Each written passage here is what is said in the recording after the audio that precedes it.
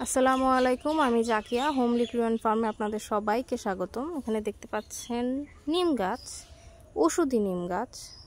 আপনারা সবাই জানেন নিমের পাতা খুব উপকারী। তো এখানে একটা নিম গাছ হয়েছে আমাদের পেঁপে গাছের নিচে। এই নিম গাছটা নাকি মহা ওষুধি নিম গাছ, অনেকে বলেছে এর নাম। তো এখানে নিম গাছের কারণ হচ্ছে আমরা অনেক টাইমে ছাগলকে 3 বেলা খাবার দেওয়া বাদেও নিম গাছের পাতা দিয়ে থাকি।